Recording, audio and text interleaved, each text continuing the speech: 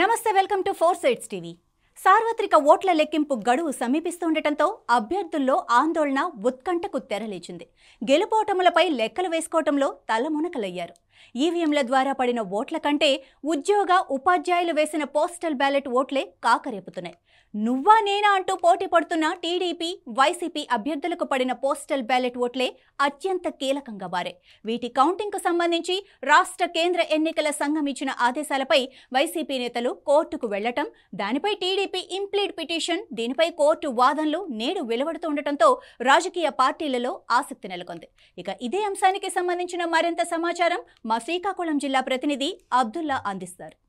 June 4న ప్రారంభమయ్యే postal ballot voting ప్రశ్నార్థకంగా మారిందని అయితే మనం చెప్పవచ్చు. ముఖ్యంగా చెప్పుకోవాలంటే శ్రీకాకుళం జిల్లాలో గతంలో ఎప్పుడూ లేనంత విధంగా ఈసారి పోస్టల్ బ్యాలెట్ ఓటింగ్ అయితే జరిగింది. గణనీయంగా శ్రీకాకుళం జిల్లాకు సంబంధించి 8 నియోజకవర్గాలకు సంబంధించినంతవరకు 45,000కు పైగా పోస్టల్ బ్యాలెట్లు అయితే నమోదయ్యాయి. అలాగే శ్రీకాకుళం పార్లమెంట్కి సంబంధించినంతవరకు 38,425 ఓటర్లు పోస్టల్ బ్యాలెట్ ద్వారా తమ ఓటుకు వినియోగించుకున్నారు. అయితే వీటన్నిటిని కలిపి పోస్టల్ బ్యాలెట్తో పాటు మామూలు ఓటర్లు కూడా నమోదు చేసిన ఓటర్లు కూడా ఈ నెల 4న కౌంటింగ్ అయితే ప్రారంభిస్తుంది. అయితే ముఖ్యంగా ముందుగా ఈ పోస్ట్ బ్యాలెట్ ఓటర్లు అయితే ఆ కౌంటింగ్ అయితే చేసేందుకైతే ఎన్నికల కమిషన్ అయితే అధికారులకు అయితే ఉత్తర్వులు జారీ చేశారు. అయితే ఇక్కడే కొత్త సమస్య వచ్చి పడిందంటే మనం చెప్పవచ్చు. ముఖ్యంగా గతంలో ఇటీవల రాష్ట్ర ఎన్నికల కమిషన్ అవ్వచ్చు, కేంద్ర ఎన్నికల కమిషన్ అవ్వచ్చు, పోస్టల్ బ్యాలెట్కి సంబంధించినంత వరకు పోస్టల్ బ్యాలెట్ వెనకాతల గెజెట్ అధికారి సంతకం ఉంటే సరిపోద్ది, సీలు తర్వాత స్టాంప్ అవసరం లేదని అయితే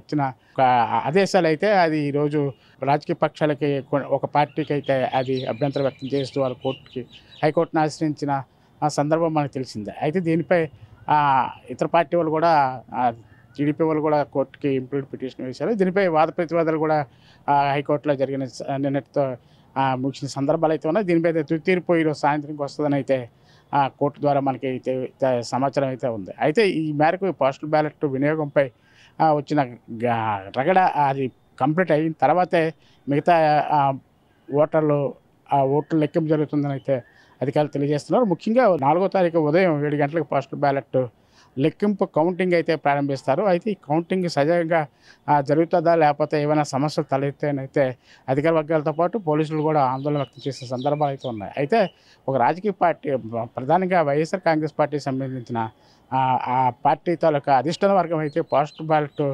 కౌంటింగ్ వ్యవహారంలో అయితే వాళ్ళు కొన్ని మార్గదర్శకాలు అయితే ఆ క్యాడర్కి అయితే ఆ పోలింగ్ ఏజెంట్లకు ఎవరైతే వెళ్తారో వాళ్ళకి కొన్ని ఆదేశాలు జారీ చేసినారు. దానికి కాదని ఎన్నికల కమిషన్ ఇచ్చిన ఆదేశాలు కూడా ఇప్పుడు వివాదాస్పదమయ్యాయి. అయితే ఇవి జరిగిన ప్రక్రియ తర్వాత ఈ కౌంటింగ్ పూర్తయిన తర్వాతే మిగతా ఓట్లు సాధారణ ఓట్లు లెక్కింపు అయితే జరుగుతుంది. ఈ ప్రక్రియ సజావుగా జరిగేందుకైతే ఇప్పటికే దీని మీద ఒక వివాదం అయితే జరుగుతుంది. ఈరోజు సాయంత్రం కల్లా కోర్టు ద్వారా తీర్పు వచ్చిన తర్వాత దీనికి పులి స్టాప్ పడవచ్చనే ఆలోచన అయితే రాజకీయ వర్గాల్లో వస్తున్న సందర్భం అయితే ఉంది. అయితే ముఖ్యంగా ఈ పోస్టల్ బ్యాలెట్కి సంబంధించి గతంలో ఎప్పుడు ఇంత భారీ స్థాయిలో రాష్ట్ర స్థాయిలో ఎప్పుడు కూడా ఇంతమంది ఉద్యోగులు ఓటు హక్కు వినియోగించుకోలేదు.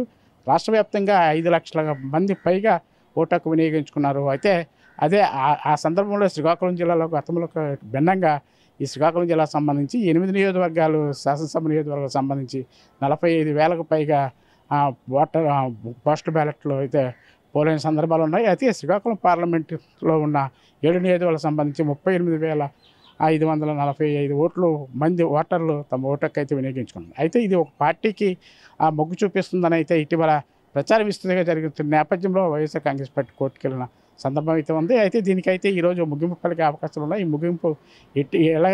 ముగింపు కోర్టు వచ్చిన ఉత్తర్వుల మేరకు, కోర్టు ఇచ్చిన ఆదేశాల మేరకు దీనిపై తదుపరి చర్యలు తీసుకునేందుకైతే అధికార యంత్రాంగం అయితే ఇప్పటికే చర్యలు తీసుకుంటున్న సందర్భం అవుతుంది. అయితే కౌంటింగ్ సందర్భంలో ఎటువంటి రాజకీయ పార్టీలు కవింపులు లేకుండా ఉండేందుకైతే పోలీసులు గట్టిగా బందోబస్తును అయితే ఏర్పాటు చేసిన సందర్భం కూడా మనకి తెలిసిన విషయమే.